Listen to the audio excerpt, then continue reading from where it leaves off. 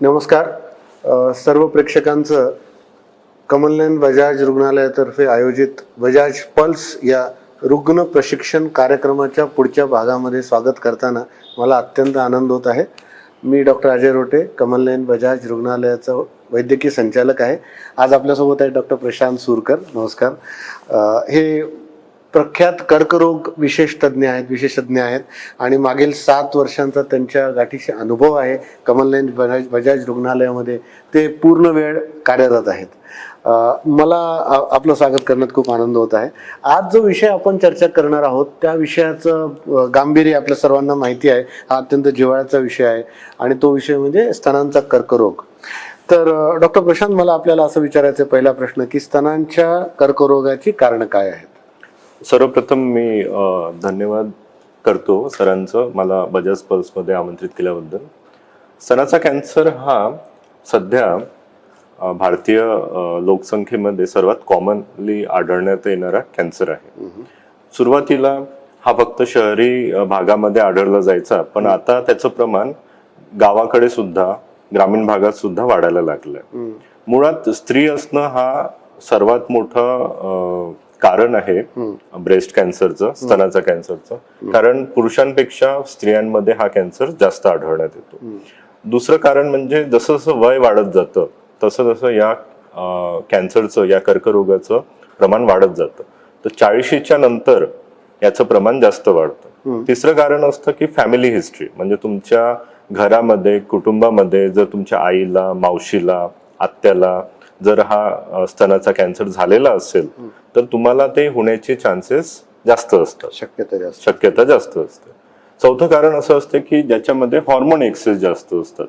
म्हणजे जर एखाद्या मुलीला 12 वर्षाच्या आधी मासिक पाळी चालू झाली असेल आणि वयाच्या 55 वर्ष वर मासिक पाळी चालू असेल तर त्याला म्हणतात हॉर्मोन एक्सेस जर असेल तर त्या केसेसमध्ये सुद्धा ही रिस्क जी वाढून जाते. आणि 5वं कारण असतं वाढलेलं वजन, ओबेसिटी. जसे जसे वजन वाढत जातं आणि वय वाढत जातं त्याच्यामुळे हा स्तनाचा कॅन्सर होण्याची शक्यता वाढत जाते. आणि बाकीचे कारण म्हणजे तंबाखू खाणे, अल्कोहोलचं ड्रिंकिंग, हे सुद्धा कारण आहेत. ज्या स्त्रियांमध्ये एका साईडला ब्रेस्ट कॅन्सर आधी झालेला असतो त्यांच्यामध्ये दुसऱ्या साईडला होण्याचे चान्सेस भविष्यात वाढतात. किंवा त्यांना आधी जर रेडिओथेरपी झाली असेल छातीला तर त्यांना भविष्यामध्ये ते कॅन्सर होण्याची शक्यता असते. जसं आपण आता सांगितलं की स्तनाच्या कर्करोगामध्ये अनुवंशिकता आणि जीवनशैली या दोन्ही गोष्टींशी संबंधित कारणं असू शकतात. पण याची डॉक्टर प्रशांत, याची लक्षणं काय असू शकतात स्तनाच्या कर्करोगाची? स्तनाच्या कर्करोगाची लक्षणं जे असतात म्हणजे स्तनामध्ये गाठ होणं ही सर्वात प्रामुख्याने आढळणारं लक्षण असतं. तर ते गाठ कुठल्याही प्रकारची असू शकते, छोटी मोठी.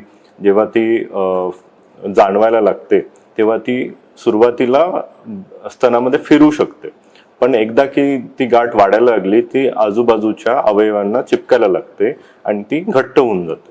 मग त्याच्यावरची त्वचा जी असते ती खराब व्हायला लागते, ती त्याच्यावर खड्डे पडायला लागतात, निप्पल आतमध्ये जातं, निप्पलमधून काही स्त्राव यायला लागतं, रक्त यायला लागतं, बगलमध्ये म्हणजे काखेमध्ये गाठी यायला लागतात.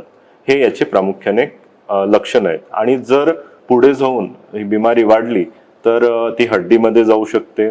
त्यामुळे कमरेचा त्रास, कमरेमध्ये दुखण्याचा त्रास होऊ शकतो, श्वास घ्यायला त्रास होऊ शकतो, वजन कमी होऊ शकते. आणि हे मोठ्या स्टेजचे म्हणजे वाढलेल्या स्टेजचे लक्षणं असतात. पण हा जो स्तनाचा कर्करोग आहे ह्याला आपण प्रतिबंध करू शकतो का, किंवा प्रतिबंध करण्यासाठी काय उपाययोजना करू शकतो? सर, कसं आहे, स्तनाचा कॅन्सरला आपण प्रतिबंध करू शकत नाही. म्हणजे प्रायमरी प्रिव्हेन्शन त्याच्यामध्ये नाही, पण सेकंडरी प्रिव्हेन्शन करू शकतो. सेकंडरी प्रिव्हेन्शन म्हणजे की जर तुमच्या फॅमिलीमध्ये हिस्ट्री आहे, स्तनाच्या कॅन्सरची इतिहास आहे, तर तुम्हाला रेग्युलरली तपासणी करायला पाहिजे. तसं पाहिलं तर जे WHO गाईडलाईन्स म्हणतात की 22 वयापासून ते 40व्या वयापर्यंत जर तुमच्या फॅमिलीमध्ये हिस्ट्री आहे तर तुम्ही वर्षातून एकदा डॉक्टरांकडून स्तनाची तपासणी करायला पाहिजे. अदरवाईज जर हिस्ट्री नसेल तर तुम्ही सेल्फ ब्रेस्ट एक्झामिनेशन करायला पाहिजे. त्याला म्हणतात स्वयं स्तनाची तपासणी, जी आठवड्यातून किंवा महिन्यातून एकदा करायला पाहिजे. त्याचे व्हिडिओ तुम्हाला युट्यूबवर वगैरे पाहायला भेटतील, किंवा सिंपल आरशासमोर उभं राहायचं आणि दोन्ही साईडचे ब्रेस्ट आपल्या अपोजिट हाताने चेक करून बघायचे. दुसरा जे प्रतिबंधात्मक उपाय आहे त्याच्यामध्ये आपण त्याला स्क्रीनिंग टेस्ट म्हणतो. त्याच्यामध्ये आपण सोनोग्राफी करू शकतो स्तनाची, किंवा मॅमोग्राफी करू शकतो. ओके. आणि स्तनाच्या कर्करोगाचं निदान झाल्यानंतर त्याच्यावर कुठल्या प्रकारच्या उपचार पद्धती उपलब्ध आहेत? जर समजा एखाद्या व्यक्तीला, एखाद्या स्त्रीला स्तनामध्ये गाठ आहे आणि त्यांनी डॉक्टरांकडून चेक करून घेतलं, तर सर्वप्रथम आपण त्यांचा मॅमोग्राफी किंवा सोनोग्राफी करतो आणि ती गाठ किती मोठी आहे ते चेक करतो, दुसऱ्या साईडला तर नाही आहे हे बघतो, आणि त्याची नंतर त्याच्यातून तुकडा घेतला जातो, त्याला बायोप्सी म्हणतात. कोर निडल बायोप्सी घेतली जाते आणि त्याची प्रयोगशाळेत तपासणी केली जाते. त्याच्यावर तो कन्फर्म होतो की कॅन्सर आहे किंवा नाही आहे. त्याच्यानंतर तो कॅन्सर सध्या स्तनामध्येच मर्यादित आहे की शरीरात आणखी कुठे पसरलाय हे बघण्यासाठी आपण बाकीच्या तपासण्या करतो, जसं छातीचा एक्सरे करू शकतो, पोटाची सोनोग्राफी आणि किंवा पेट स्कॅन करू शकतो. त्याच्यामुळे काय होईल की स्टेजिंग आपल्याला एक कळून येईल आणि स्टेज वाईज मग आपण उपचाराची दिशा ठरवू शकतो.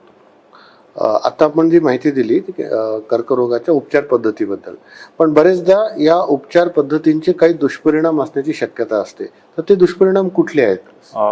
म्हणजे स्टेज वाईज जर ट्रीटमेंट बघितली आपण, तर पहिल्या दुसऱ्या स्टेजमध्ये आपण मेनली ऑपरेशन करतो आणि किमोथेरपी देतो, आणि तिसऱ्या चौथ्या स्टेजमध्ये ऑपरेशन, किमोथेरपी आणि रेडिओथेरपी हे तिन्ही दिलं जातं.